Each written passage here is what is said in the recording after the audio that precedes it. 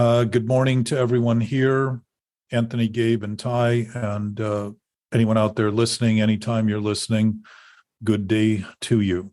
And we're here to discuss the calamity of mentally obsessive thinking and start to look at it accurately enough not to think of it as something we need to stop doing, but start to see how we actually cause it, start it, and in the awareness of that, typically dissipates pretty quickly because it is no more than we maintain it to be, no more than we claim it is, no more than we imagine it is, that has it continue as though it's real, as though it's true, as though it's the only thing we can do. And coming to terms with that can be a little disturbing. And I would say if you're looking at this accurately and beginning to consider it, because this conversation does not ask that you believe anything that's said, that you have trust in anything that's said, that you rely on anything that's said, but simply consider what is said and start to see if there isn't a little room in your own experience to notice things in ways that you maybe haven't bothered to notice while you've been affected by those ways in ways that you couldn't help but notice, because they tend to be painful, anguish, mental anguish, and emotional turmoil and inner conflict are all very recognizable in the human experience. And if we've been trying to balance the imbalance we're creating in our thinking by trying to feel better about what we're thinking that's worse, it's a very interesting question to ask. Why would we continue thinking what's worse if we constantly think we need to maintain it and to balance it? Why would we bother to do that if we weren't crazy? And I would say that is the answer. There's something to this that doesn't make sense, and yet has seemed to make sense so long that it seems to make the only sense. And that's a picture-perfect definition of what addiction is about. Doing the only thing you think can be done, the only thing that you think should be done, the only thing you think you're capable of doing because it's the only thing you're thinking about. And when I think I can do something I can't do, I set out to prove I can do it, no matter how impossible it seems. And that's textbook addiction. So this is about mental addiction, the core of all reactive, impulsive, and compulsive behaviors, not just some of them. It's the source of that irritation and that defensiveness, that reactiveness, that fighting other people's thoughts when all they are is thoughts, just thoughts. To imagine that they're real and true is to imagine we become the creators of reality and truth. And if reality and truth were insufficient by nature of their own being nature, their own nature, maybe they would need our help to help augment their shortcomings. But my suspicion is it's our own shortcomings that we're missing in this view that we have of everything else being wrong other than the wrong we're creating in our own experience, simply because we've been given the absolute freedom to think whatever we want. And I would say that kind of freedom comes from something that we would call love, giving us that latitude to create our own experience. To think that it's distinct and it's delusional doesn't mean we're having any impact whatsoever on our actual nature. We're simply having an impact on our life form and our thinking nature. And that impact is accurate to the degree that the thinking we're doing about it is faulty.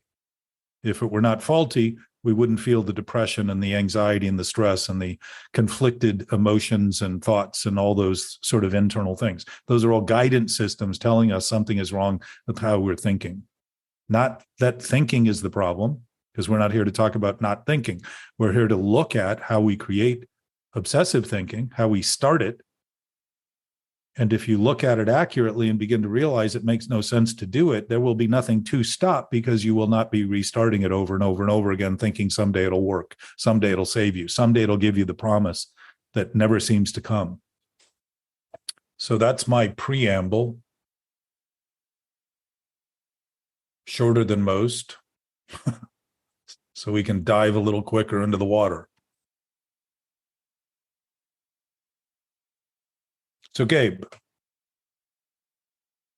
Yeah. You and I have been talking at length. You've had some, I don't know if I call them breakthroughs, but some awakenings, maybe just starting to notice things a little differently that have occurred to you in ways that have both giving you insight, but also had you become more aware of the problem simultaneously almost. And my sense is when you get your glasses cleared, if you thought everything you were seeing was the way you saw them through unclear glasses, as we start clarifying what we're actually doing and start looking at things in a level of accuracy, it starts becoming disturbing that we're looking at a disturbance, which is an accurate assessment, gives it a chance to dissolve and dissipate and all that. But I wanted you to share some of your experience. Well, I'd like to also say, anyone listening to this from afar is the noticing doesn't stop it. So that recently I had one panic attack in the last month, but also some other uneasy thoughts and uneasy decisions and all of that stuff. But noticing them, they dissipate faster. But the last one was just sort of like a flashback to an alcoholic incident, God, like 6 years ago or something like that. And it sort of struck me right back to that same place of panic and fear while being under the influence.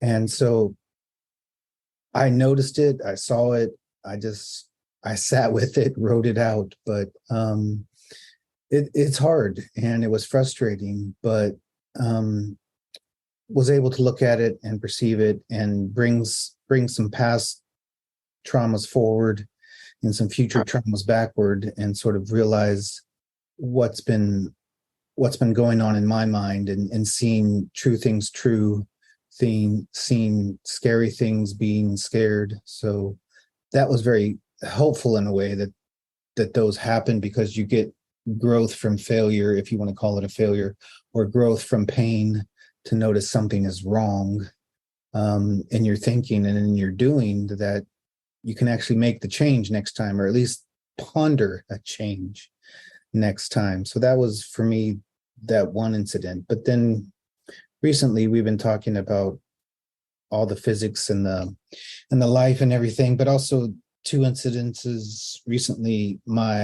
I was able, Jack, after our conversation yesterday, my uncle is dying of cancer, and I was able to speak to him in the hospital very briefly. He's not himself, he's medicated and such, but speak to him very briefly. And I think everyone around him, like you said, is very panicked and scared and uneasy about the situation, and he is not. And the other incident was a friend of mine, very good friend of mine, who's also in the program, is very upset about an accident of his brother-in-law in a motorcycle, or is killed, leaving behind a wife and two teenage kids, and somehow feels it's a wrong against humanity, and that life is not right, and that this shouldn't have happened, and why does this have to happen, and all of this stuff. So like the people around the death are very uneasy, very unhappy about things that naturally occur, that go on. He's not mad about war crimes and rapes in Russia and Ukraine, but he's mad that his brother-in-law died. So it's very, these other, and my dad who wouldn't go see his dying brother in the hospital until I sort of really egged him on to do so. And he finally went yesterday and gave me a call, but he's afraid of seeing what's ahead for him, or sort of putting his head in the sand. And I think it's about denial about the way the world works and how things operate naturally. So that's also been two things I've noticed about the death. And then seeing bad things bad, scary things scary, and learning and experiencing them as they happen, and moving forward with some growth from them. So those are some two realizations. Well, that's very clear too. And my sense is that you're starting to see that you've been under the influence of your thinking for a long time. Right? Well, while you're no longer under the influence of a drug that gave you the impression that you were better because you felt better, you're starting to see accurately, not being under the impression of that drug you used, that you are still under the influence of thinking.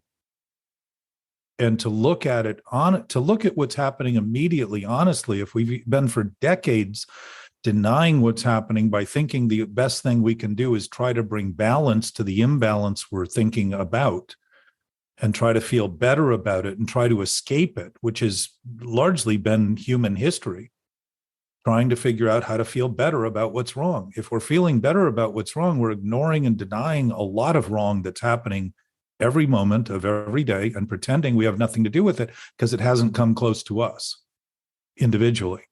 And that's somewhat what you're describing in terms of the idea that your friend's husband was killed on a motorcycle. I mean, motorcycle, I'm not suggesting that he should have been or that there wasn't another alternative, but if it happened because the possibility was there, it existed. And to think the only possibility is to rely on our thinking as reality and truth is to deny all other possibility and then seem shocked when they occur, but also be living in a state of chronic fear, knowing those things are possible to occur because we know better than what we think. We have a sense of awareness that includes the anxiety and stress of knowing better than the thinking we do, but we think doubling down on the thinking is going to save us from that.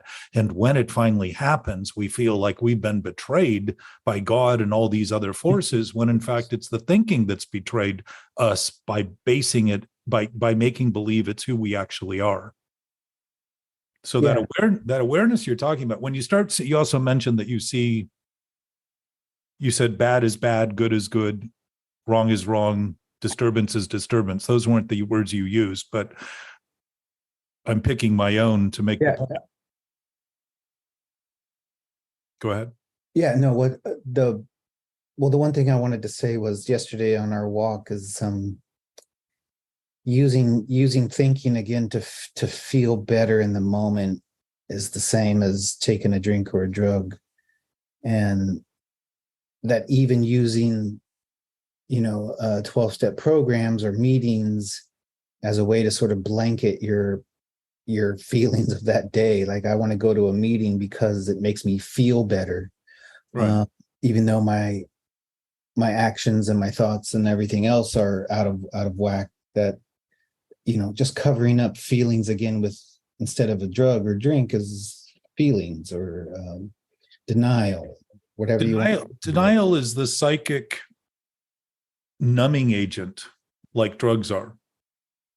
We think if we don't think about it, it isn't happening. So people generally think they want to think positive thoughts all the time, which is another admission. They're thinking negative thoughts can be denied, and you're better off not thinking about them, because people say, well, if I think about them, I'm going to manifest them.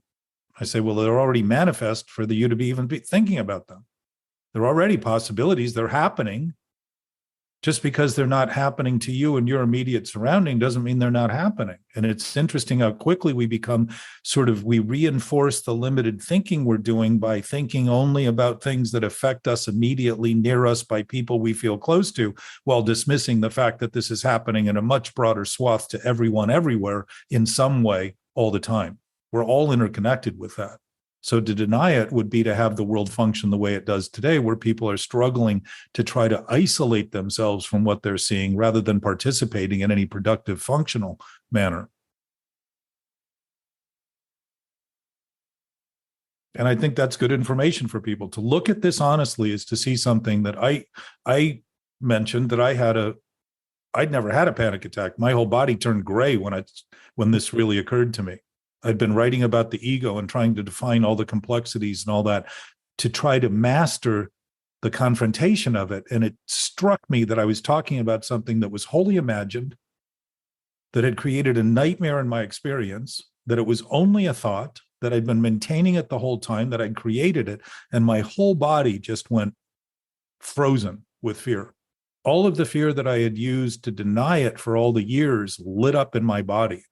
Because my sense is that the cumulative effect of the tension we create maintaining these ideas is the pressure, is the tension that we have in our body that disallows the blood to flow and the oxygen to move through our body and deliver all the healing nutrients the body's designed to provide. We end up suffocating our own system and wonder why we fear death when in fact we're fearing the thoughts we're having that are limiting the ability of our life form to function properly. So this may seem broad and huge, but I would say if you begin to consider everything as it is, it's certainly a lot broader than the narrow focus we've had on trying to make the single point that all we are is what we think. That broadness. And the other thing, too, that you're pointing out, Gabe, is that there's learning in this. Consequences are the textbook for what it is we're doing wrong. They're like the owner's manual in your car when you press a button and it doesn't do the thing you think it should, but you look in the manual and say, oh, that button's for this. It's not for that.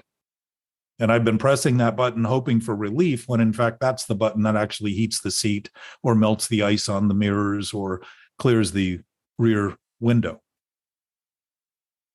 It's just coming to terms with the fact that we're dead center of the choices we make that cause the consequences, and the consequences are immediate. Like prayers, every choice is answered by the consequences we face. And in the big book, it talks about pain as the touchstone of spiritual growth. Well, that would suggest to me that there's a very built-in awareness that we need to deny things long enough to hurt before we come to terms with what's going on, because we've become so desensitized to that immediate disruption that we think if it hasn't gotten as bad as it possibly can, it isn't happening. And I would say most of us face that in our own drug and alcohol use. If I still think I can make it worse, I think there's hope. That's pretty crazy. Let me continue down the path that has never worked, and someday it will start working if I just double down. What I really need is more confidence in my dysfunctional thoughts. What I really need is more confidence in my ability to be delusional. That just is insanity. Well, that's the insanity I remember is like, Sunday morning, nothing's happening. It's kind of boring in a way to my mind.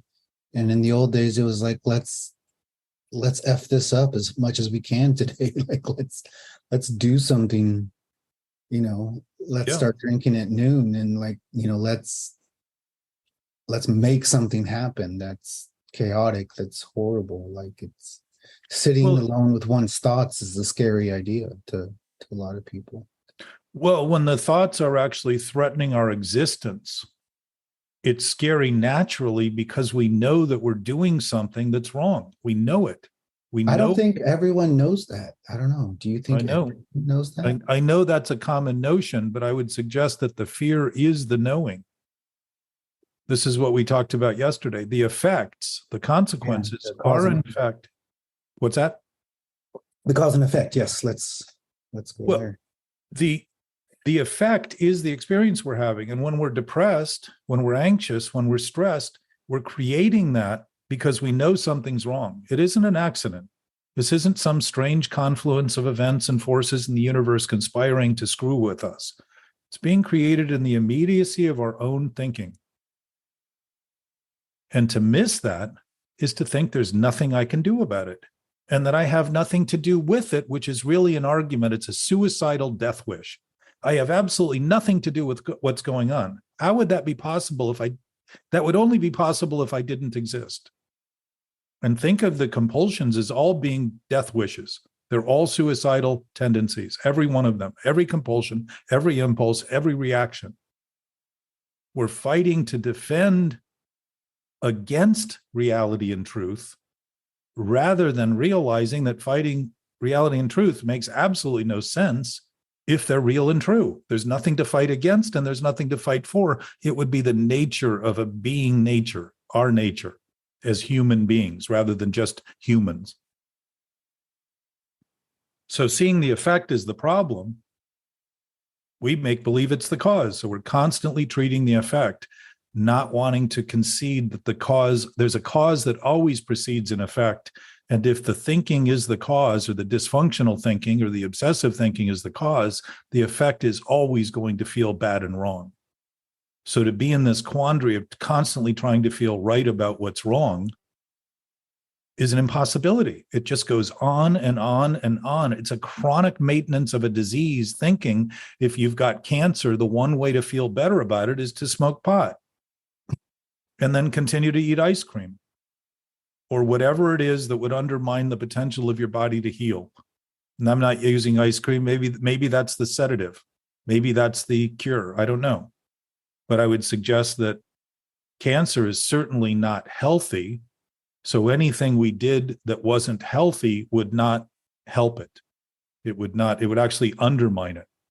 And I'm, again, not suggesting people shouldn't smoke pot. I'm just suggesting that if we're trying to feel better about what's happening, we're probably not doing what we can do to actually strengthen the healthy reserves in our system, our bodily systems, because we're working on trying simply to feel better while we just ride it out and let it happen.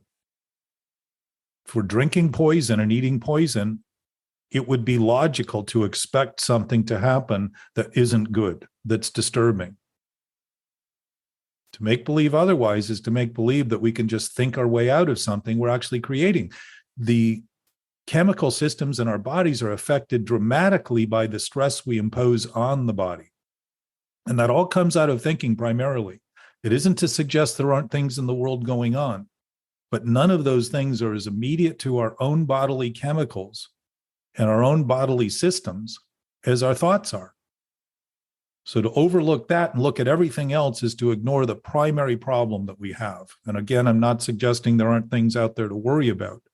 I'm simply suggesting if we're not responsible for what we're actually doing, those things are secondary because our thing that we're doing is 24 hours, 7 days a week.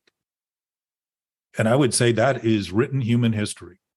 Reactive, isolationist, fighting, suppressing, oppressing, killing in the name of what's right. How right could it be if the thing you're killing, you're simply killing because it thinks differently than you do? And that's pretty much what wars are fought over, is ideology. And ideology that are not ideal, are not the best thinking to be acting on in that way.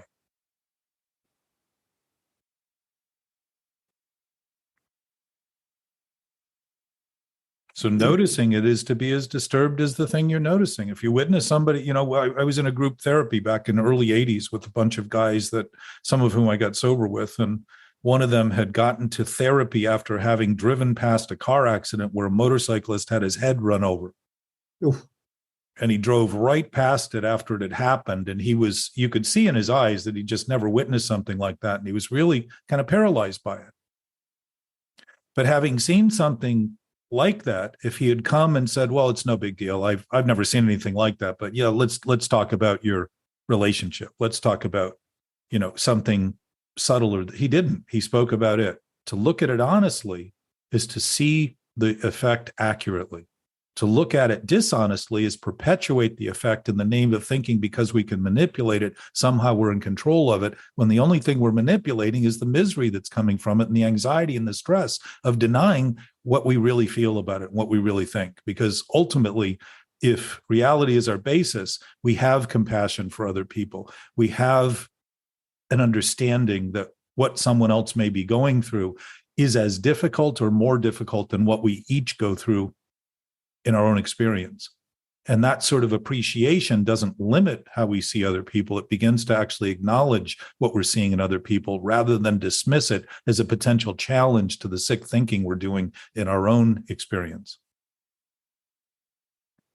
And the big book even says that you wouldn't treat a sick friend this way. Somebody who's in a hospital bed, you wouldn't go in there and say, oh, you're an idiot. Yet we think of people who have sick thoughts like idiots.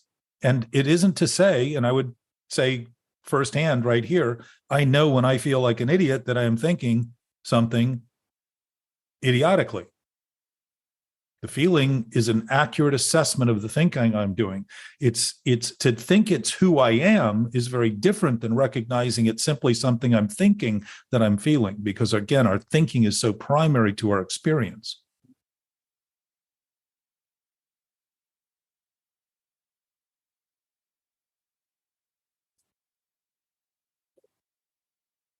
Anthony, you're suspiciously quiet.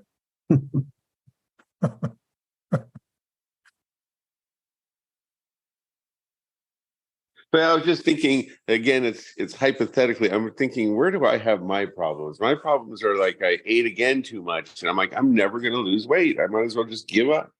I'm just a failure. So I hate that self-talk when it's like a pizza is just destroying me.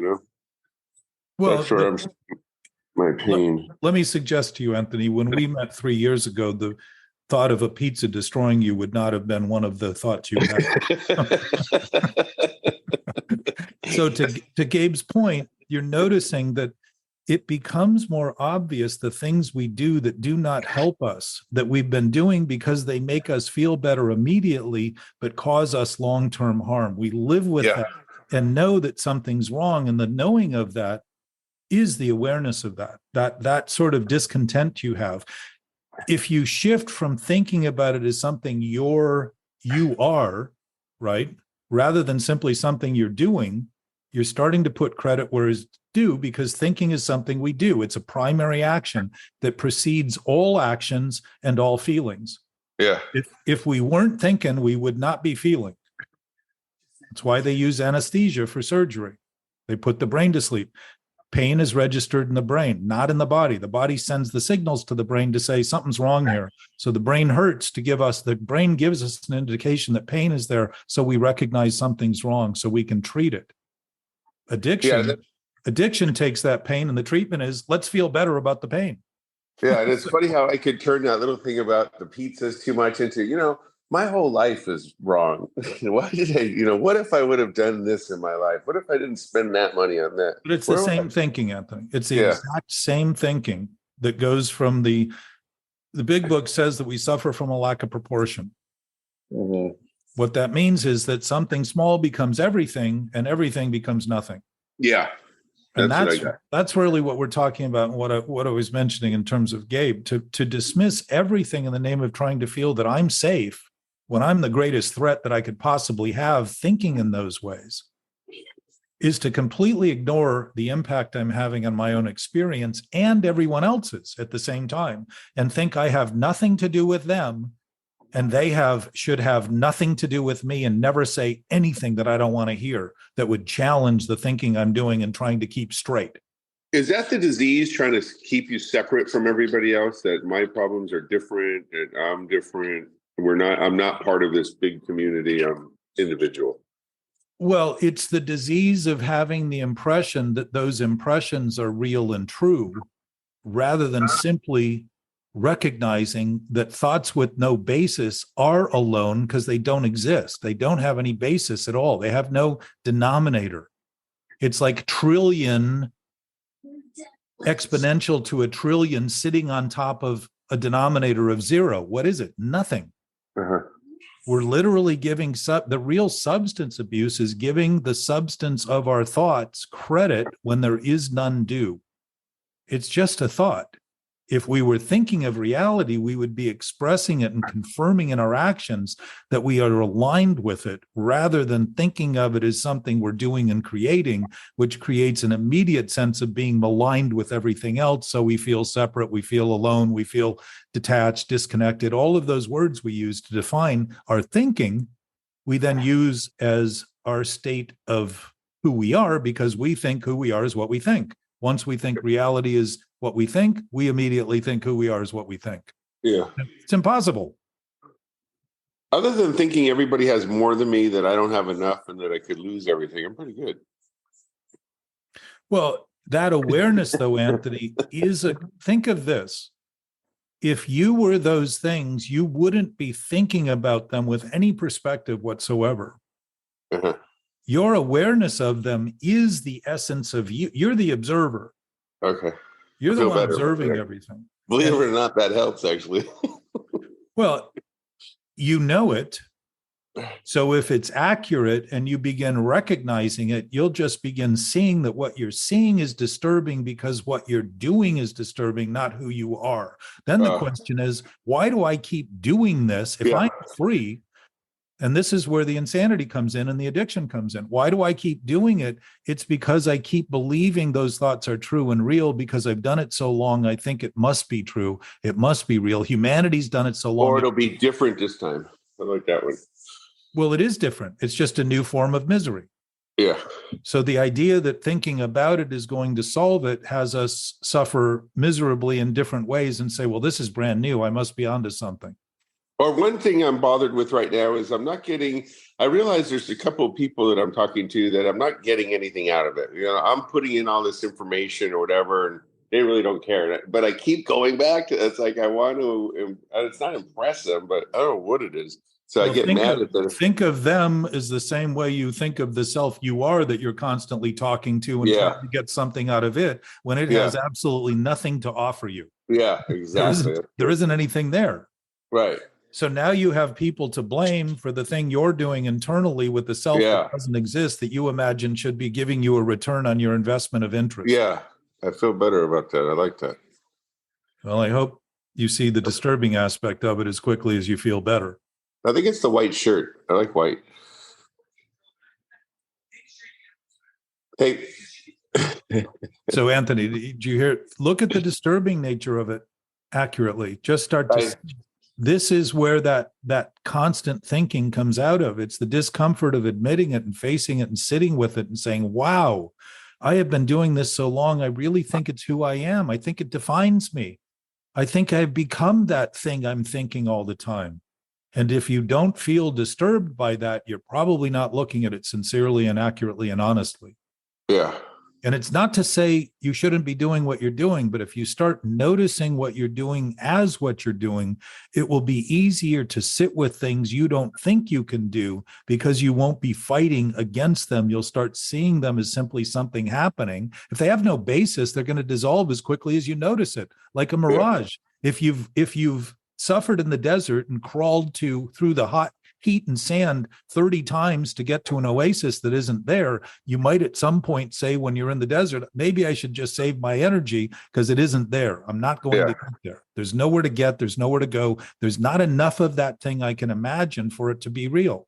It's always going to be a mirage. And this feeds into the dream state we create by making believe what we think is reality and truth. We're actually dreaming and wondering why we keep experiencing these nightmarish conditions. We're taking it as reality and truth. When any of us wake up from a nightmare, doesn't it go away pretty quickly? Yeah. My experience is within 20 seconds, I don't even remember what was happening. And yet, if we're doing it during our daydreams, it constantly becomes this repetition of seeming reality when it's all just self-centered ideas in a self that doesn't even exist. So it's ideas centered in ideas. Thoughts centered in thoughts. It's not thought centered in self. Self-centeredness as a problem is the idea that there's actually a self centered in the thoughts when it's really thinking of thinking itself that creates more thinking, which is why we're mentally obsessed. We're producing more thoughts by thinking in circles and wondering why we keep thinking about our thinking about our thinking about our thinking. And imagine this, since it's all I'm doing, it must be who I am. It's crazy. Now, that isn't funny when you start looking at it, I assure you. Like any joke that's on us, it is not funny when we're taking seriously the things being said and thought. So this imposter that we think is who we are becomes this suspicion that other people see us in a way that reveals to them we're not who we are. We're very susceptible in that mode of operating. Self-consciousness actually means undue regard for appearance. Why? Because we're projecting ideas as who we are rather than simply being and aligning our thinking with a being nature that doesn't change, that we always have, that's always been part of our experience. Despite the preoccupation of our thinking about our thinking, that absolute being nature has never changed and never gone anywhere because it's not based in space or time. Yeah. I guess I get depressed sometimes when I think when I get into that, I should have done this, looking at say, what if I would have, I should have. Well, think of how accurately that depression is, Anthony, because that imposition of a thought that you're impressed by the way, think of an impression. Yeah. It makes a dent in your experience. Yeah. Not because it's real, it's only happening to the thinking about the thinking you're doing. It's not actually happening in reality, except that you will convert that into actions that end up harming other people. You'll manifest those actions to make sure that how you see the world in your own thinking is exactly the way you experience it out there, because you've actually created, your view will be narrowed to those things. So you'll be sure that's all you see in them or there and it, whatever it is.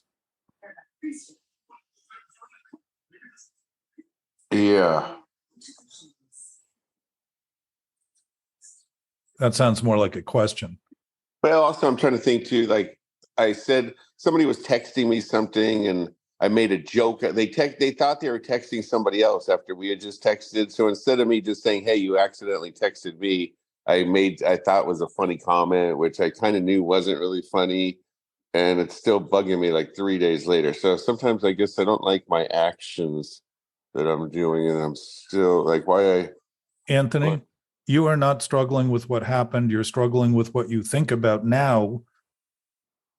Because what I you're just thinking don't like about, my personality sometimes when I have to make that joke always. Like I got to get out of that joking. you don't have to.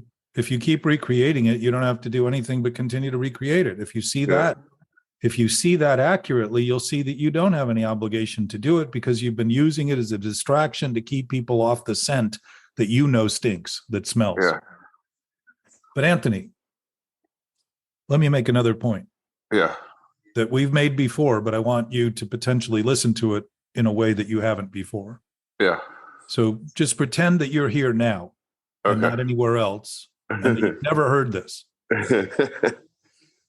There is nothing that happens outside of the present moment. Nothing ever anywhere has ever happened outside the present. So the idea that you're struggling with something that happened 3 days ago, the struggle is the thing you think you shouldn't be doing is the thing you're actually doing now, not the thing you did then that's impossible to ever change. Think about it. That then is never there. There's nothing to go back to because there's no place it can possibly exist but where you are. The struggle is in the present state of what we're doing about the things we're thinking about. When I'm thinking about something that isn't happening and I feel I should have done something differently, it's what I'm doing that I'm trying to dismiss that I'm doing now that I feel like I shouldn't be. If I'm doing something right now I feel like I shouldn't be doing, how tricky is it to say, oh, if I shouldn't be doing it, why am I doing it? At least it's happening in a point in time where the change we can make is immediate and complete, rather than some other time that we're never going to change.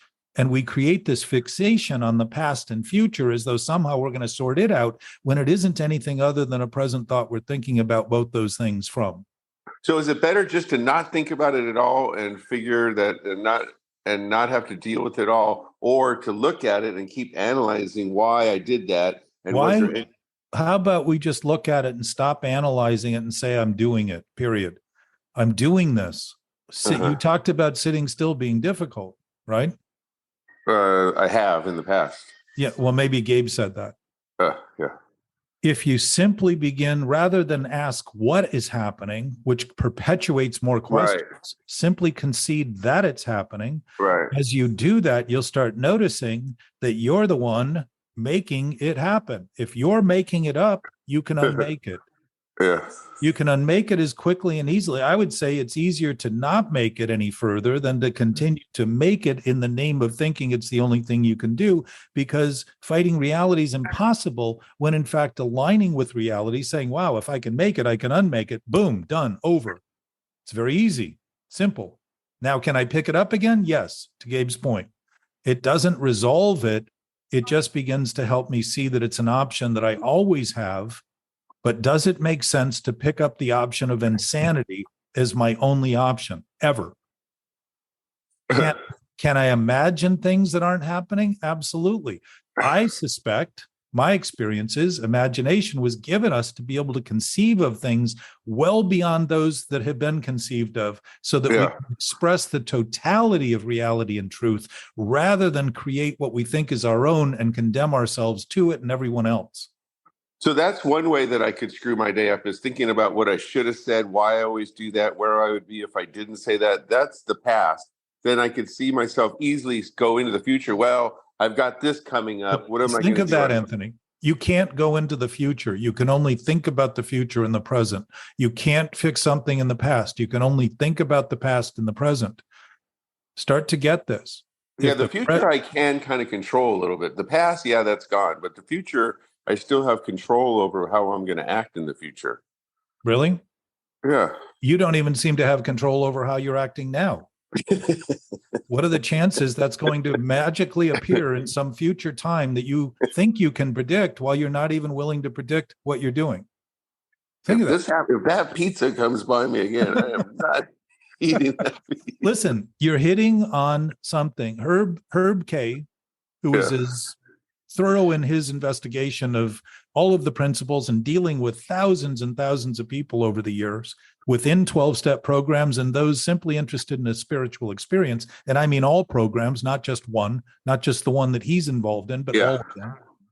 He says food is probably the hardest because you have compulsion. To eat. Because it's some taste good, some doesn't taste good. Yeah. Lousy smelling food generally tells us something's wrong. Stinking thoughts generally tell us to start thinking harder. How does that work? The thinking. Go ahead. The thinking is the actual primary issue here. And the point is that he's talking about symptoms, food being a very easy symptom because we all want to eat. We tend to want to eat things we like eating rather than think about nourishment as something that's healthy for us. We think about what tastes good, what fills us, what satisfies us. A lot of that is trying to feel better about the moment. And if we're not feeling good in the moment, it's something we're thinking that's primarily affecting our experience in the moment. But the mental obsession is the disease. This is the center of the disease for all compulsions, all impulsive behavior, all reactive behavior. This is where it resides. That's the disease. So ultimately, we're not being asked to not think any more than we'd be asked not to eat. Yeah. Or not have a relationship because we have problems in our potential imagination of what a relationship should be. And then we have demands of other people that never seem to be met and have us think of them worse rather than seeing how we're creating an imposition on them that creates the worst that we're blaming them for. So the thinking isn't something we're being asked not to do. And I'm not suggesting we not think. I'm suggesting that if we are using thinking improperly and insanely, we're creating the obsessive thoughts and then thinking we have nothing to do with them, thinking as a result there's nothing we can do about them, and thinking the only thing to do is continue to constantly repeat them. That's an addiction by definition. Now, I would also say that if this is all delusion and simply based on imagining thoughts to be real, it isn't happening in reality and truth. It's simply happening in our own capacity to imagine reality and truth. And if the thing that we're doing is killing us, because it does lead to, it's a death wish to make believe that we can't feel, we can't be responsible for what we're doing, is an argument in favor of non-existence, then it isn't to say we can't do that. To Gabe's point earlier, it doesn't go, the possibility of doing that doesn't go away, but the freedom of beginning to realize it's a choice begins to help us see that it also makes no sense to do it any more than hammering a nail into our hand to keep ourselves still would make sense if you started. I heard a good podcast the other day that was talking about that man's desire is to figure out a solution to our condition. We're always trying to think that if we could just figure this out. And he said that you got to realize the big step is that you can't do everything. Like once you realize that there is no solution, you can't do everything, then it's a big breakthrough rather than trying to figure out how am I going to get everything into my life. Life is limited in time. There's so much I want to do. And to just realize you can't do it. You just can't do everything. I think it was what his point. I'll suggest that we're already doing everything. And there is a solution, which is not to create the problem by thinking there's no solution and starting to realize that in an absolute state of being, there are no problems. Okay. And there are no solutions. I think what he's addressing, Anthony, is something that you're coming up with because you're happy to hear him think in favor of your more thinking. But no, he's actually saying, no, thinking isn't it because there is no solution. He said the acceptance to the fact there is no solution. I wrote that down. What he's saying is exactly what Einstein says, that you cannot solve a problem with the same thinking that creates it. But if the only thing you're using is thinking to try to solve it, and the thinking you're using creates the problem, he's right in the sense that it's never going to be solved doing that, because you just continue to maintain the impossibility of imagining somehow you'll get better if you just simply continue to do the same thing. Yeah. And he gives that example where the professor comes into the classroom with a big jar, and there's the big rocks and the smaller rocks and then pebbles and then the sand. And he asks him how to put everything back in. And some of the students say you put the sand in first, and that doesn't work. But if you put the big rocks in and the smaller, and then the smaller, then fill it with sand, it all fits. But he said that problem, though, is that it takes into account the professor knew how many rocks would fit in that jar and did it that way. And the truth is, in life, you can't fit everything into the jar. You have to realize that you can't do everything. Actually, Anthony, life fits perfectly. There's nothing about it that doesn't fit. It doesn't come in a shape or size. And to limit the thinking to thinking is to come up with all sorts of theories that start to approach this. But the one point I suspect he's making that I would agree with is that it's impossible if you just simply solve. This is exactly what the first step is about powerlessness. If we simply admit we're powerless over an idea that isn't true, which is really what the first step is, we're not powerless over alcohol, we're powerless over the idea that we have power over it. It's exactly what a lie is. There is no basis for a lie. So to begin to admit there is no power in it is to begin to admit it has it being out of control means it absolutely has no control. We have no control over it because there is nothing there but a thought about a thought. That's it. That's the totality of it. Now, if we wouldn't have that awareness if we didn't have a greater awareness of knowing. And so knowing isn't thinking, Anthony. Knowing does not think. Knowing knows. You know why it doesn't think? It has nothing to think about. It already knows everything, right? And even talking about it as an it is a relative concept because it's simply an essence of present consciousness. Yeah. And if it's infinite, as it's described in many forms throughout history, Shakespeare and Rumi and poets and all kinds of artists and people have conceived of this, Aristotle early on. If it's absolute, then it can't possibly be something that we are not of. It can't possibly be something that we can be disconnected from. The only thing that's disconnected is the thoughts we have about it, thinking we need to solve the confusion we create by thinking is our source, rather than realizing that our absolute state of being is our source, and it's also everyone else's source, and so too is it every grain of sand source, and every rock and pebble and glass jar that they can fit in or not fit in, because they all fit perfectly already wherever they are, because they're doing what they're doing right now, regardless of whether we think we should fit them into a jar or not. They already fit. Everything that's happening right now is happening right now as it's happening. There's nothing out of place except to the thinking we do in relation to where we think it fits and should be in the place we imagine it should be. That's it. That's the conflict. It's in thinking.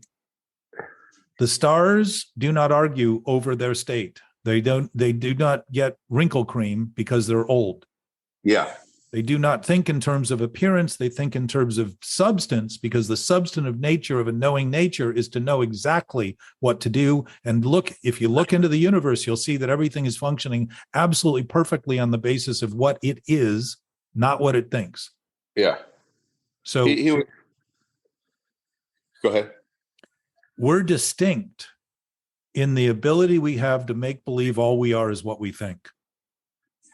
It seems we're distinct. I don't know. There may be other options and other things to consider. And, within thought, you can go forever and never get to where you're going. So I don't use that as the baseline. I look more to the absolute nature to start to see my limits. If I look clearly at the thinking I'm doing, I start seeing clearly the limits I'm creating that are causing the conflicts I think I'm suffering from, and begin to realize that there's certainly thoughts I can continue to maintain, but as long as I'm committed to them, I will be committed to the things I fear they're doing and manifest those things to prove the thinking's right. Yeah. Rather than say, I could certainly do this and I cannot do this. I can have it, I cannot have it. It's a simple thought I'm having. Those limits don't exist except to the thought I'm creating, and start to see that I can look at the thought and rely on that, or I can look past the thought and realize there's always something else to see or consider, always. How long does the present last for? I was telling somebody that the present is momentary. As soon as the present is here, it's gone. And then they said that the present is always here. So this was the, Gabe can help me with this. He's better at math than I am, but this was the dilemma. This was the dilemma that, what's his name? Sir Isaac Newton, forgive me. And Leibniz, the German, solved in calculus. They realized that there was an infinitesimal, meaning that changes in a level that can't be quantified, because the smaller you make it, the smaller it can get. It's like taking a fraction and trying to make it small enough to get to zero. You can divide one in half forever, and all that happens is the fraction gets bigger. So their resolution to this, which we've talked about before, but you may appreciate a little bit more, their resolution was beginning to include a factor of the infinite in an equation, so that the choppy lines of algebra, which were X and Y points, you remember the X and Y points that created the graph? Yeah. Anthony, you didn't do algebra. Right. But an X and Y point in algebra would create 2 points, so you'd have a straight line, and then there'd be another straight line and another. So it was never graceful. When you added infinity, this infinitesimal change into the equation, all of a sudden the lines became very graceful. Now, they both also said, and Gabe, you can correct me if I'm wrong, but I believe that I read this, even though it supports my contention, so it may be convenient memory I'm relying on, that they said, we're not taking a position on whether the infinite exists. We're simply stating that when it's included in an operation of mathematics, it gracefully smooths out the lines that used to be choppy, effectively is what they said. And what do we talk about? Grace. That freedom, that smoothness, that seamlessness, that absolute nature that doesn't change, that's perfect inherently, because there are no distinctions in it. There is no way to if you compare something that's absolute, it's absolute. If you compare the opposite of what's absolute, it's absolute. It functions in a realm that seems completely distinct from our thinking until we begin to consider it, in my experience, and start to see that it's actually we are of it, rather than needing to think of it to have it. We're already it. We're already part of it. We're already. So how does that work to fix my problem? So I'm feeling, hey, I should have more stuff. I don't have enough. If only I would have done this, I'd be so much happier. So then what do you do? I would, if I were you, I'd keep going until you realize you can't go any further, and you'll realize that you've already had everything. You already have it.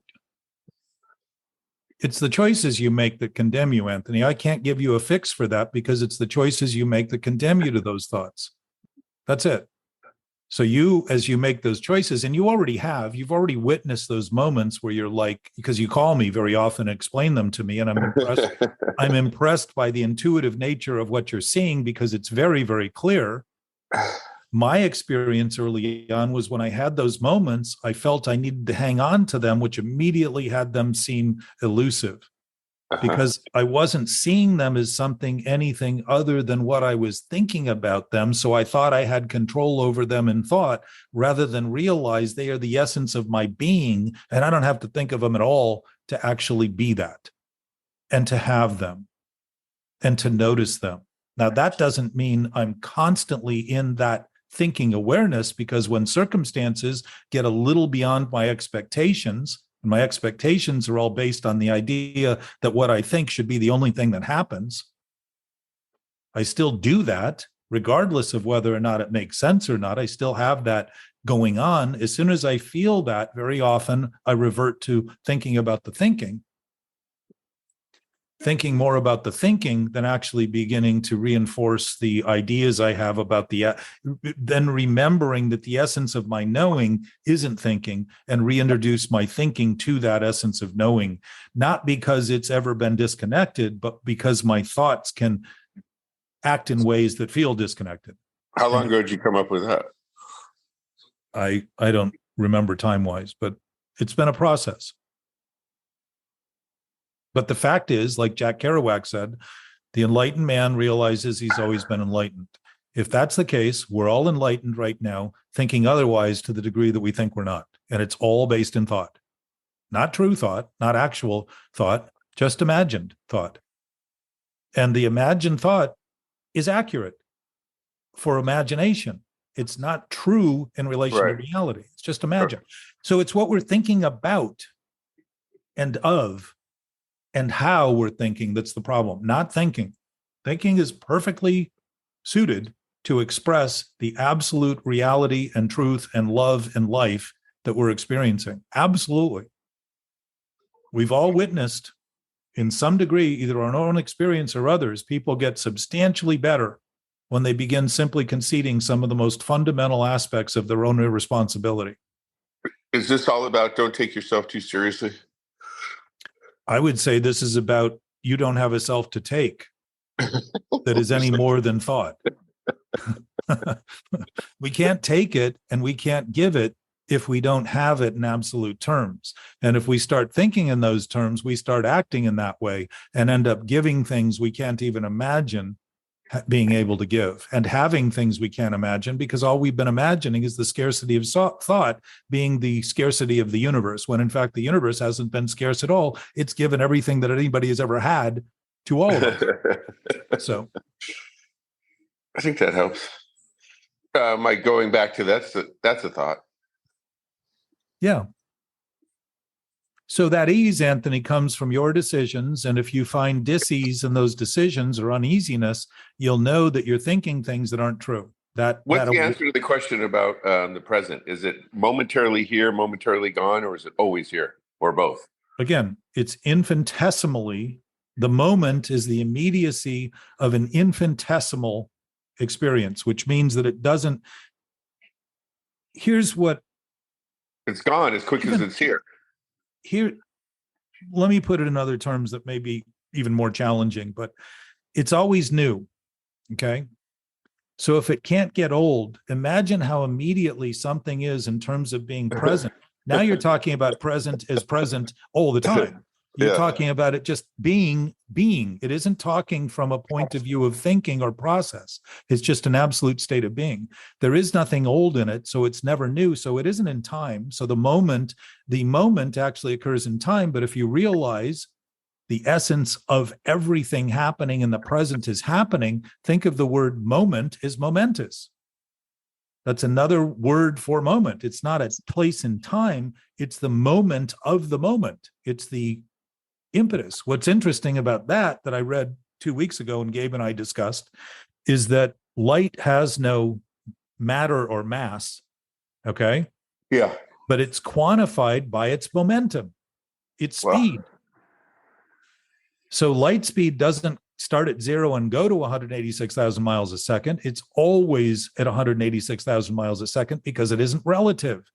Even in our own universe, we have absolute experiences to tell us as metaphors almost, but they're not metaphors, they're actual, they're not just references. But I guess that could be metaphoric as a reference of reality, to tell us that this absolute, think of what we think about light. We're bright, we're enlightened, we're radiant. We think in those terms, we talk in those terms, but don't always put the dots together like in algebra. They're seamlessly being presented to us, and we undermine and mistake our own involvement by making believe it's up to us to come to terms with it, rather than see we've already come to terms with it by the dysfunctional thinking and acting we've been doing. Yeah. It's not new that we've been doing that, except to the moment that's new in the doing we're doing. Yeah. So the question is, if we keep doing things dysfunctionally, why in the moment when everything is possible and everything is free and everything is given to us, why would I continue if it makes no sense, if it's insane?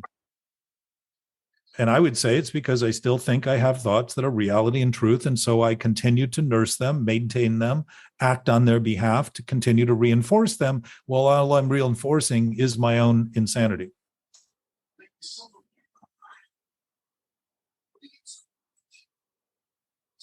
That seems too easy. Yeah, exactly. What does the book say, Anthony? Program simple. It's not always easy. Nothing can be simpler than something that doesn't change. Think about it. I mean, if you're willing to think about it, if something doesn't change, what could be simpler? It never changes. It never changes. What are we struggling with? We're not struggling with change because our thoughts are always changing. We're struggling with how they're changing. And the expectations we had in the investment we made and the insanity we had and the imagination we had and thinking it should only go where we thought and wondering why life always seems so difficult because it never does what we want. It does what it does. And not notice that if it's always doing what it's doing and we always think whatever we want, we must want what it's doing rather than thinking of it in other terms that give us the impression that all that's happening is what we're thinking. You're coming to the retreat this year, right? Yeah, I already paid for my ticket. Good. So you have, Anthony, time in this conversation, and you can use that time and experience to talk about it and say, here's the things. You've changed dramatically from my perspective, and you're much more contemplative and quiet when you start considering these things than the sort of more manic nature that you express every once in a while in the sort of preoccupation of thought. And hearing those things from people who are struggling in that way that I did. I was a mad hatter, literally, as a kid, and probably through my 30s. Not quite, but around 30, I started stopping. My feet started to stop, and I just started to look around, and I started to get a sense of things that was dramatically different. But the undoing process took a minute. Why? Because I was in denial. I was still fighting. I still thought I could save myself. Think of it. I'm saving a self that doesn't exist. What is there to save? Even What do you mean that doesn't exist? If thinking of itself as who I think I am, that is not who I am. There is nothing more than a thought thinking of itself. We call that self-centeredness, which is why that's at the root of addiction, because that self that's centered is what we call an ego. And ego, by definition, is the capital I, not the small I. And yet we think of the ego as something we need to tame and control and manage because we've created it. We're managing it by thinking of it as though it's real, when in fact it's simply a concept and thought we've given reality to because we think our thoughts are true and real. Yeah. It isn't real. It's wholly imagined. So if it's wholly imagined, how much existence does it have? Only what I think. Yeah. And if we're all thinking collectively on that same basis, because we've come to bad terms with how we operate as a species, as a human, the mechanics of our thinking is very, very little difference between anyone else, except for the persons, places, and things we attach to those ideas we have. It's the only way we distinguish it, the stories we tell. In this podcast, he was talking about make a list of the 25 things that you like most about life, things that are so important to you, and then just take the first 5 and cross out the rest of the 20, because those are the things that are going to destroy you, because they'll take you away from your 5 most important things. So the 5, all of that being based in an insane idea about life, the top 5 are the ones to really get crazy about, right? Think about it. We've been doing this repetitively. There's all kinds of people out there in the self-help movement. What is the self that we're helping, but an idea about ourselves that isn't true? How helpful can that be? How helpful can it be that we're continuing to even maintain that idea? And then he had a good point about time. He said that right now in this world, efficiency is a very good quality to have. Employers like that. If you're efficient at answering emails and going through your emails, that's great. He says all that really does, though, is gives you more emails. If you're eliminating a lot of emails, it just gives you more. So now think of that in relation to the thinking you're doing about what he's thinking. You're feeding your thinking with more ideas from more people, and you do this a lot. Yeah. Thinking someday you sent 45 or 50 texts yesterday about little bits of information. Well, you and Jimmy. Okay. little bits of information, those little captured images about Yeah. this, and he said that, and all those Yeah. ideas, you're just fueling your thinking and thinking and thinking and thinking and thinking and thinking, wondering why it never seems to settle, why you never seem to be at peace, why you never seem to have enough. I was thinking Jimmy was just saying the opposite of whatever I said at some point. You've heard the term enough is enough. Yeah. It's kind of when somebody's saying to you, enough, Yeah. you've done it enough, I get it. Yeah. There's no use to it. Enough is enough. Now think about that. You never feel like you have enough. Right. If enough is not enough, what possibly could ever be enough? Think about it. It's crazy. We go in these circles and think somehow the circle's going to get better. And it's really a vicious circle and a vicious cycle that we're riding. That's the mental obsession. Well, so what is the goal of mental obsession, going back to it? To think about something once and then just move on and not have to like reorganize it every 20 minutes? Well, if you're noticing you're choosing it, Anthony, and start to live with if you begin to live, because you have them, these are things you're actually doing. And now I'm going to address the way you're thinking about it. Okay. So you're already living with everything that's happening as it's happening. With everything I think impacts you in some way. It may not impact you as quickly and hard as that experience Gabe's friend's wife had when her husband was killed, but it's impacting you. And to dismiss that is to pretend we don't have anything to do with life. We're not life. We're literally not living. Yeah. If the thing that we're doing in the immediacy of the moment is already what we're doing and we're not thinking about it, we think we have no choice. Think about that. If we are choosing what we're choosing to be having the experience we're having, and then thinking we have no choice, that would be a major conflict. So what would it have us do? Continue to redo the thing we think we have no choice over in the name of thinking there's nothing we can do about it because we have nothing to do with it. Right. Now that would be addiction compared to choice. Always, always, always is a principle. And I would say principles apply to everyone and everything, not some things and someone, sometime in some place, but all things, every place. That's the basis of a principle. It's principled. Yeah. Choice is a principle, always allows not to be chosen.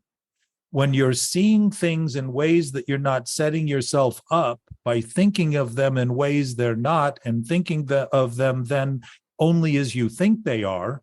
Think of that. We think of the way things are not and think that's the only way they are. If you look at that clearly, we're already admitting the things don't exist. We're thinking of them as they are not and thinking of them as that's the only way they are. Uh-huh. We're asking to go off on a bender of thought, trying to make sense of something that makes no sense to begin with, rather than simply saying, wow, I am doing this right now. What a capacity I have to mislead, mistake, and imagine that it's all that's happening. Because I'm consumed by the disruption, thinking I'm going to settle it while in fact being consumed with it gives it this imaginary presence that's only happening in my thinking about my thinking. Yeah. So Go ahead. Choice. Just like the present is always present, Anthony, and you're always in the present thinking you're not in the present. Yeah. You can't think you're not in the present if you weren't present. So think about that. Yeah, I like that. Why would we bother to think we're not in the present if we're always present if we didn't think we weren't present? Think how What sick. if anytime I have a problem, I just apply the formula that Gabe has for his screenshot? Is that maybe the answer? Again, you're looking for someone other than what you're doing, Anthony. That's a joke. But do you see the formula there? Did you remember an hour ago you said you hope you can stop joking about things? Yeah, but not only when it's...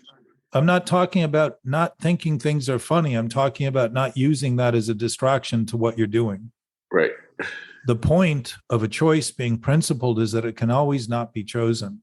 You can choose anything you want, and you can also not choose. That point of neutrality is the place where you have perspective to say, I know if I make this choice exactly where it's going to go. I've done it 1,000,000 times, literally. Yeah. And you know it doesn't work. And coming to terms with that starts to actually reckon with the insanity that we continue to think somehow it's going to work someday when it's never worked any day. And the present is already working in our favor. It is the essence of our knowing. It is in perfect order. It is not out of order because it actually exists. It actually is the basis of existence. To begin to notice that that too, as doubtful as you might think it could possibly be your source, Anthony, it is your source. It is What's my source? That knowing nature, that absolute essence of knowing, that stability, that non-changing element. Like what? Give me an example of something you know. You talked about it earlier. You were witnessing your thoughts. That witness of those thoughts knows they're wrong because you're feeling that they're wrong. Without that knowing nature, you would not feel the craziness is wrong because you would, in fact, think it was the only thing that could happen, and it would have to be right to feel wrong. You wouldn't be in conflict over it if you didn't know better. That knowing nature is the thing you've always witnessed. Your disruptions, your disturbances in your own experiences have been an acknowledgement of the absolute knowing nature that you know, that you are, that is comparing. The comparison is any slight disturbance becomes obvious. So what do? Because we think we can manage it, wait until it becomes so impossible to live with before we even admit it. Yeah. Well, it's not impossible to live with yet. That's the thinking, right? I could still get through it. It's not impossible yet. There is no impossibility in what is possible. There's only impossibility in actually thinking things don't exist or possible. Imagination is imagination because it's thinking about things in ways that they aren't currently. It doesn't mean we can't get to that point, just like Orville and Wilbur figured out how to fly. They didn't do it because they thought one day they'd fly and they were flying the next day. They did it saying, you know what, if we're methodical about this, birds fly, objects fly, maybe humans can fly, and started to actually work on that. They were going towards something that was possible. And as a result, incrementally every day, they probably made progress. And when they didn't make progress, the progress was the adjustments they made to what they were doing, rather than just write it all off as something that would never happen because they had a little misstep. They corrected and adjusted immediately to begin to continue to realize there is possibility here. And they literally had a fan that they made that they hand cranked with a balsa wood thing. Yeah, they didn't invent flight though, right? No. Just to make that. Yeah. They just figured out how to steer it a little better, right? So to that point, we don't invent reality, we express reality. Nothing humans we have ever created was creating reality. We transformed existing reality. Things that already existed, we've transformed into things. Cars didn't seem to exist in the universe before we made them, but they were all made of things in the universe. I mean, maybe they are. I don't know. There may be. Where is the struggle is what I'm sitting here trying to figure out. What is the struggle? You still haven't heard that yet, have you? The struggle is in your thoughts, thinking about things that aren't true as being true. Okay. Interesting thing about a lie. A lie only claims to be. A lie is only a lie as long as it claims to be the opposite of what it can be, which is true. Okay. Yeah. So if we're thinking any thought, now the impact of a lie, think of the impact of a lie, first of all. The impact of a lie is that we know we have something to hide. Yeah. Because if we let anybody onto it, the impact of doing it would be lost. And what are we trying to do? Hide from being responsible, culpable, or from something we've done. We're trying to hide. Right. Nobody says, I'm lying to you because that would be true. Right? Blows the lie. So the point of a lie only exists as long as we claim it can't be. Right? Right. So now, conscious lies, these things that we deliberately do and obviously calculate in our thinking, are not the limits to lies, because any thought we have that isn't true, that we think is true, has the exact same effect as those thoughts we know we're telling that aren't true. Those thoughts we're aware of that we're telling. They're the same exact effect. Why? Because it disturbs our ability to function. It disturbs our knowing nature to express itself. It creates a glitch in the system, like putting bad information in a computer and wondering why the program won't work. And it doesn't take a lot for that to happen. It takes very, very little, because truth and reality function in one way, and all other ways are dysfunctional if we make believe they're the only way. All other ways become highly functional when we begin to realize that what we're doing that's wrong can be corrected. Sobriety is about righting wrongs. It's not about never being wrong. It's about righting wrongs, adjusting, like a sailor at sea, starting to come to terms with the wind and the currents and all of the directions that are happening that couldn't possibly have been predicted by the weather report. Right. Yet the possibility of predicting that they aren't predicted is absolutely possible. So the ability to be prepared for things we don't think are happening becomes easy. Of course, this is happening the way it's happening. Everything's always happened the way it's happening, not only the way I think it should happen or would happen or might happen or could happen. Right. So now noticing that starts to actually create a little flexibility, like yoga.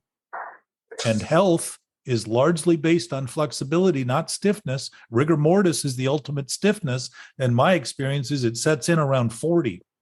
Starts pulling us back into our body. Tension and stress create stiffness. They create the conditions that actually keep us from being able to actually expand our experience in this body for a longer period of time. And I would say, and have said before, that we're not afraid of dying as much as we're afraid of the thought we're having about ourself not being rethought. We think our life depends on that thinking that we've been doing obsessively, because we really believe that's who we are. And if we stop thinking, here's the thing that we're thinking that's actually killing our body, that we're claiming we're afraid to let go of.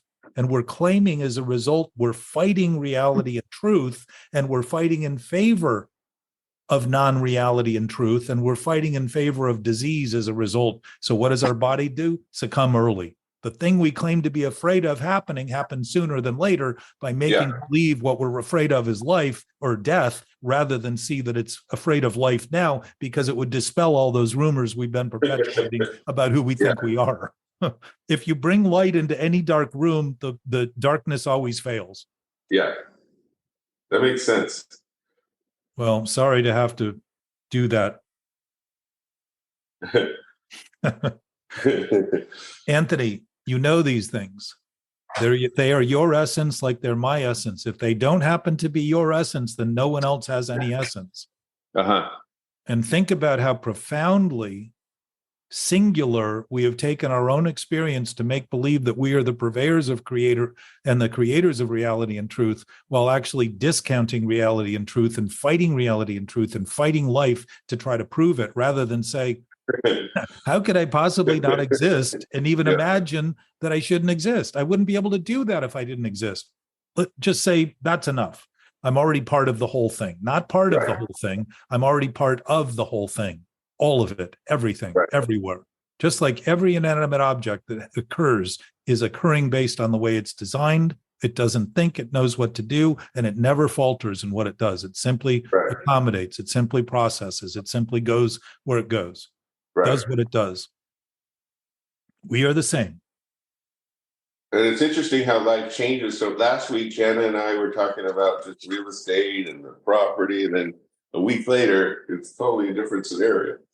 Well, let me explain to you that isn't life changing. Those are things changing. Those are life forms changing. Those are appearances of things that are changing. It isn't life. Life doesn't change any more than an absolute nature changes. Oh, that's interesting. They're life forms. What are they? Plants, wood. Think of the things that were destroyed by the fire. What is fire? And Gabe, to your point yesterday about the nuclear scientists, I think you saw the Oppenheimer movie and we're talking about it, or you were reading something Einstein? Just reading and watching documentaries and stuff. Yeah. Isn't it the scientists apparently explained to what you said to me yesterday about the space between the explosion? Yeah, so when they were working on Fat Man, they were using a pure circular spherical charge of explosive to force the plutonium into, its critical mass, Right. by forcing it together so, abruptly and quickly and with such force that it went supercritical. But when you first put the dynamite or the explosive around the charge, it just blew it. It just blew up the plutonium. It didn't create it to its critical mass. And then they realized that they needed space for the explosion to gain momentum and for that compression to really happen, to have nothing there so that something could happen. They had to create a vacuum around the nuclear mass and then explode that area around it to create enough pressure. It needed momentum and force. And it's like if you put your hand, like they said, if you put a firecracker or an explosive in your hand, you have to sort of grip it tight. If you just hold it in your hand, it'll just spark off. It won't like blow anything up. But if you squeeze your hand around it, it'll blow off your fingers. So they wanted to really compress this, and they needed a vacuum. Otherwise, they just blew up the fissile material and it didn't do anything. Was it a perfect vacuum? Yeah, I think they tried it. Yeah, I think it was a vacuum they created between the explosive and the fissile material.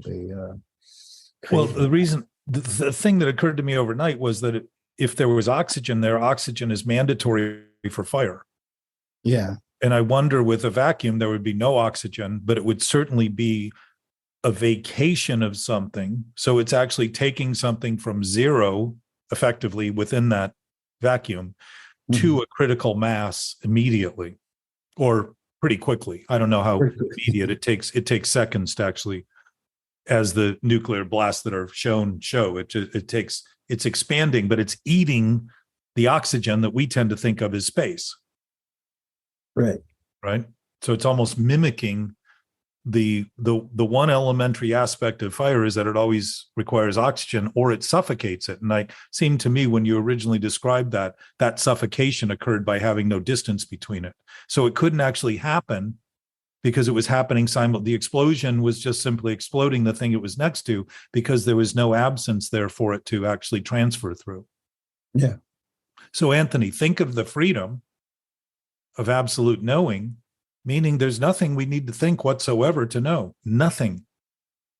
And to begin to see that is to allow thinking to begin to function on the basis of realizing we can express the absolute nature of knowing without any hesitation. That's exactly what intuition is by definition. Knowledge beyond reason. It means no thinking and no understanding is involved. No reason, no logic, nothing. None of those things we use to try to make sense of these imbalances we create.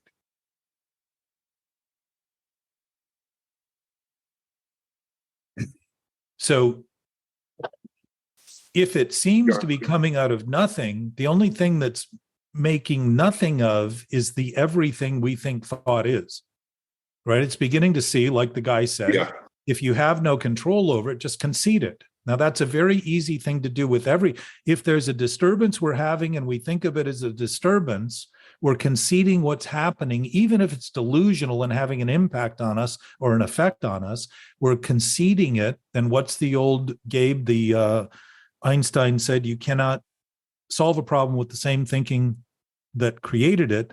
But the other aspect in physics is that two identical things can't occupy the same space at the same time. So if you think of the thing as the thing is, it evaporates and vanishes immediately. Because now we're allowing thought to align with it. We're seeing that there's nothing there to align with, that we aren't imposing on it. If our thought is any different than the thing, there's going to be a variation in our experience and a comparative analysis to give us the impression that something needs to be straightened out, when what we're really being told is you're not looking at it accurately. You're not seeing it fully. And I wonder, Gabe, if that isn't the dent that Einstein noticed, or physicists notice, that when we observe something, that thing seems to change. I wonder if it's the difference between our observation and the thing, that it's actually it's impressing the thing and everything around us by this depressing activity that we do by thinking things have to be thought of to be, rather than see that they already are, and thinking of them inaccurately just creates a dysfunctional relationship to it that is depressing.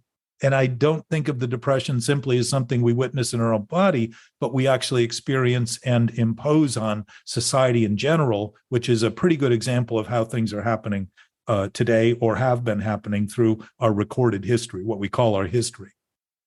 It's been a repetition of this thinking over and over and over, decade after decade, day after day, decade after decade, millennia, century after century, on and on and on and on. Thinking that thinking is our sole source, rather than saying it's the body's source. It is not our source. We are human beings. And the being nature of our humanity is the essence of humanity, not some secondary thing we need to find that can be lost. We need to seek that can be found if it is the essence of who we are and as we are now, here, as we are, right now, always.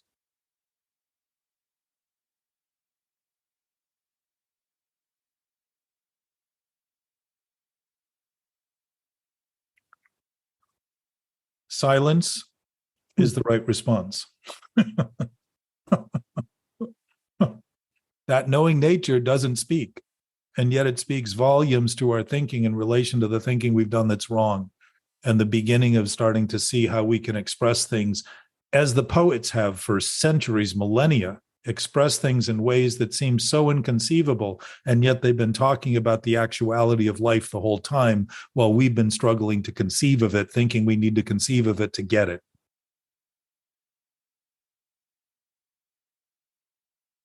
While we got it.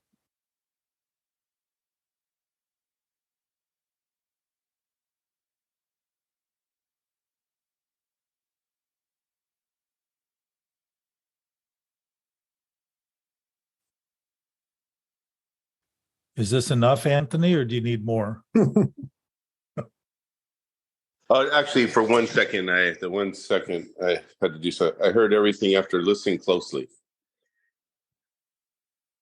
I just asked if you have had enough or you need more. Oh, no, I think it finally is working. So you're just saying that whatever you think is wrong, basically, and only knowing you know what you know, and anything else besides that is just going to be some variation of the truth.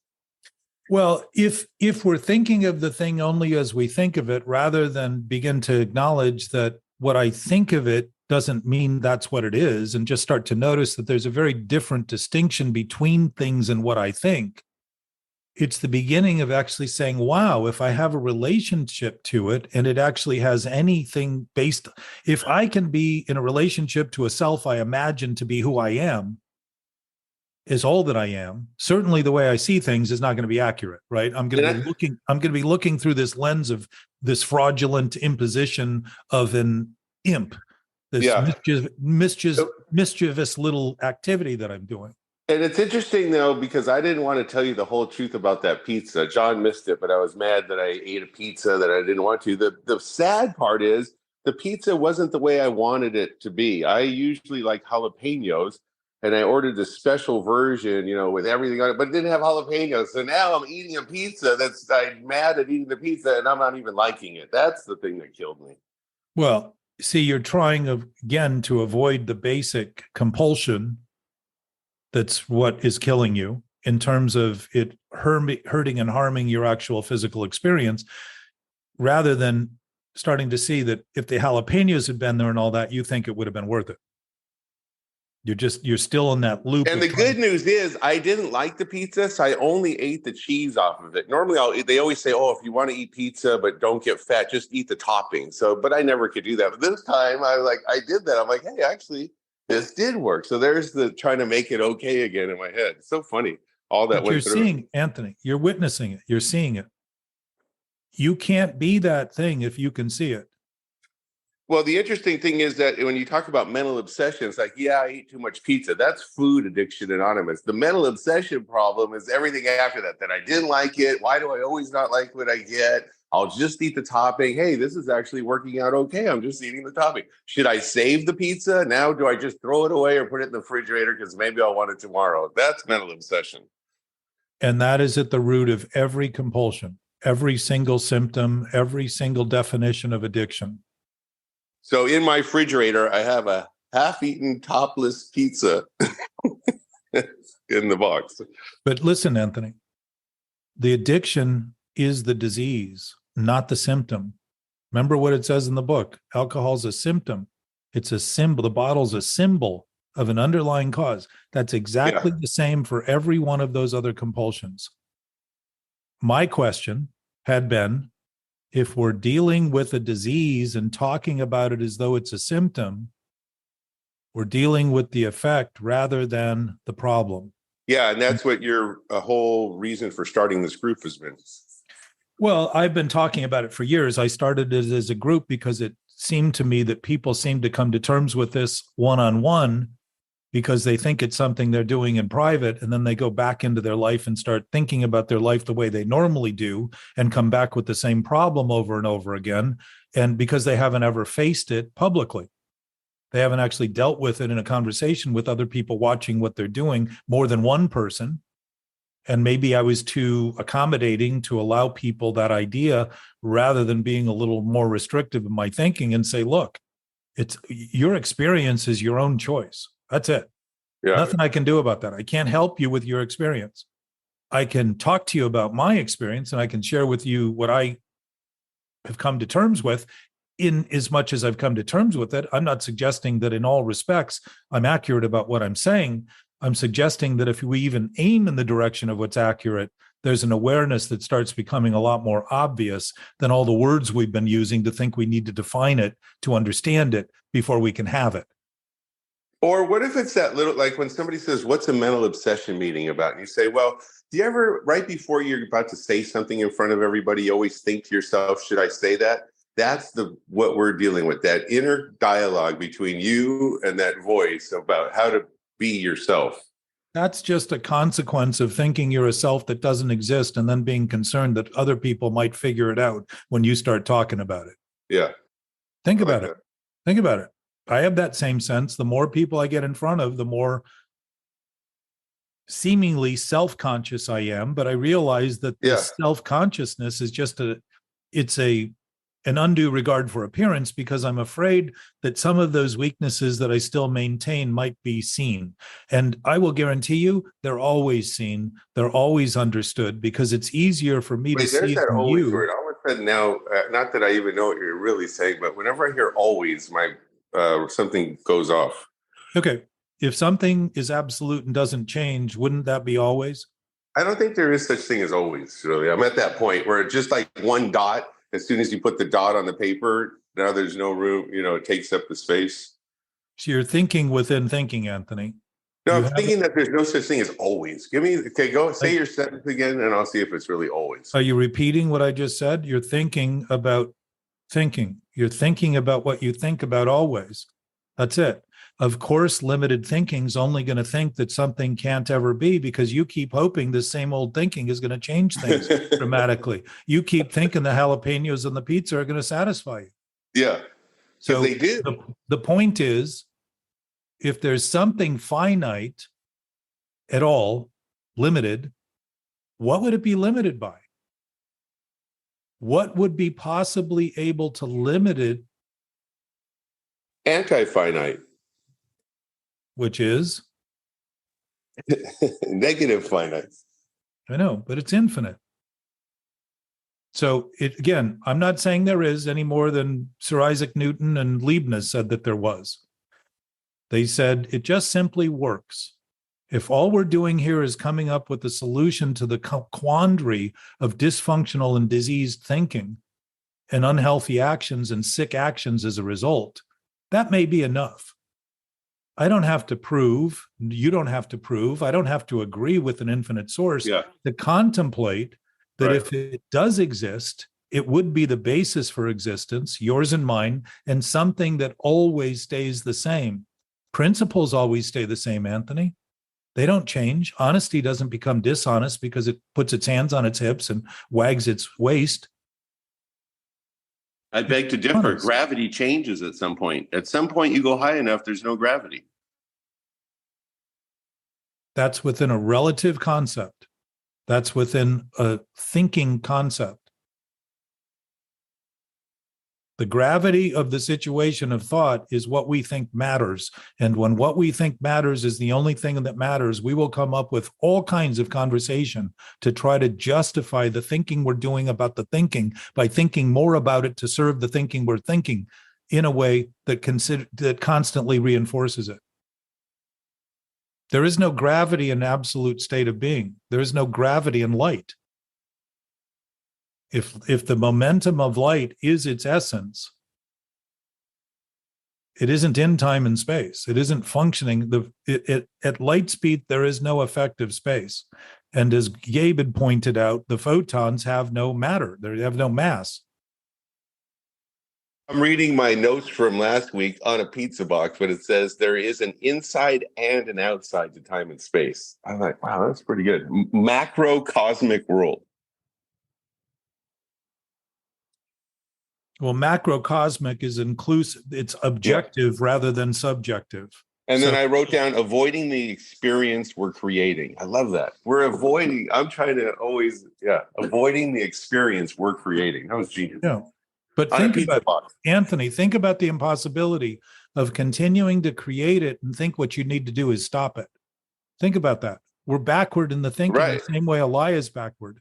If we're willing to continue, you'll see that you are willing to have the consequences that are disturbing to you, and you will be willing as long as you experience them. And as you come to terms with them and actually embrace this fully and honestly and sincerely and genuinely, you will notice it makes no sense to do that whatsoever, while you also notice you're absolutely free to do it anytime you like.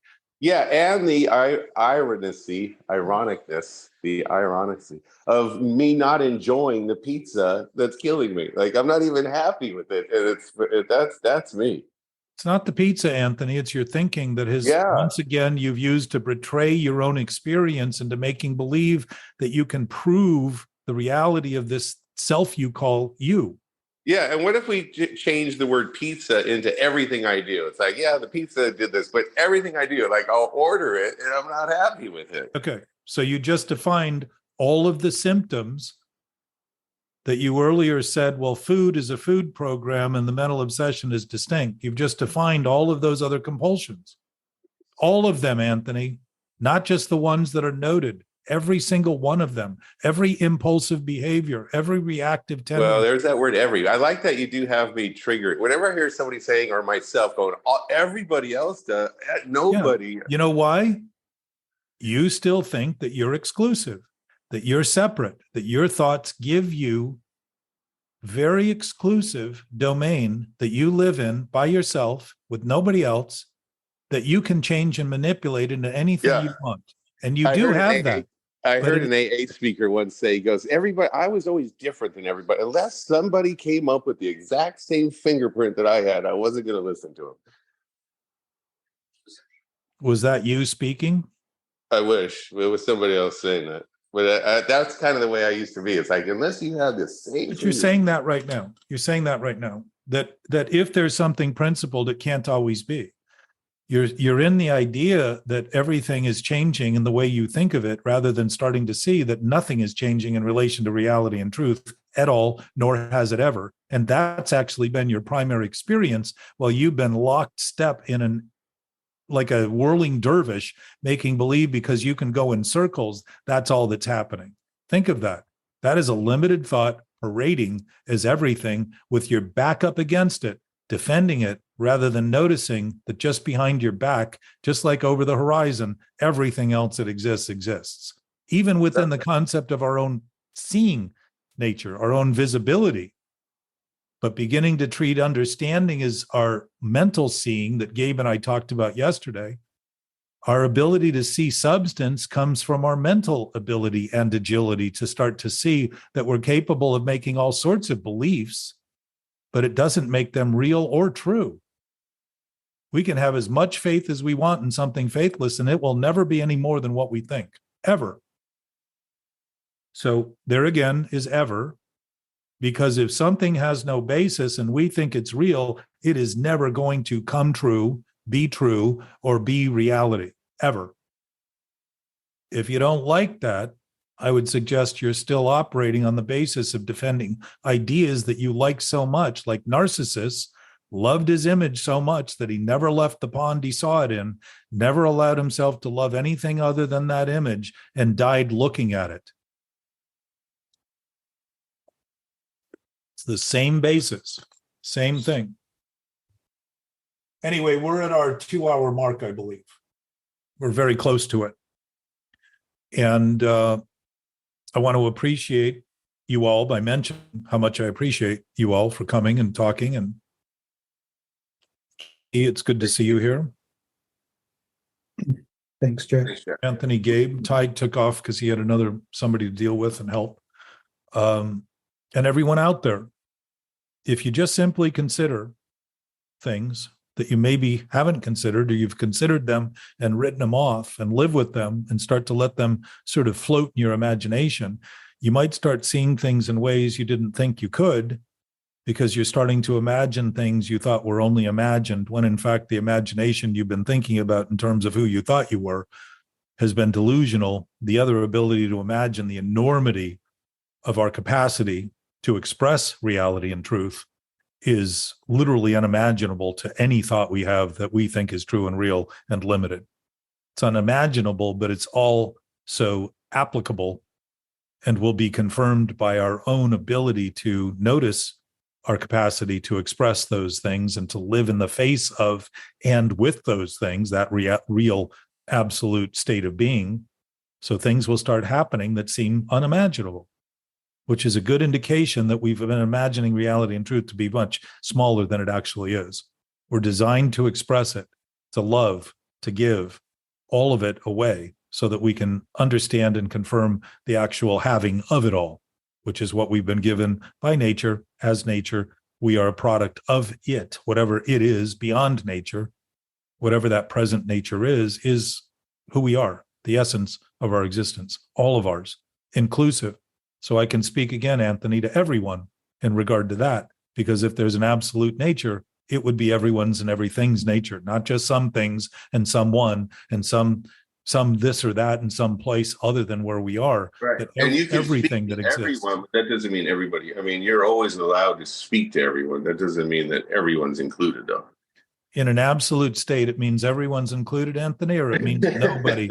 It means it doesn't exist if it doesn't. It's exactly the issue we had with your father when he talked about it and struggled so hard and finally said, "Oh, I never even thought of that." Yeah. 93. Right? You don't have to think about it for it to be true. Let me mention that. Truth does not rely on our thinking.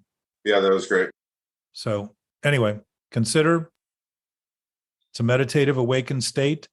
Being in a dream that turns into a nightmare is all imagery, nothing more than that.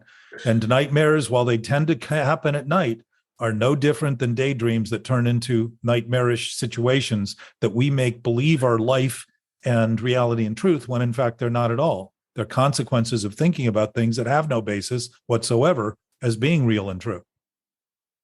And then, Gabe, for our listeners, can you tell everybody what that formula is on your screenshot?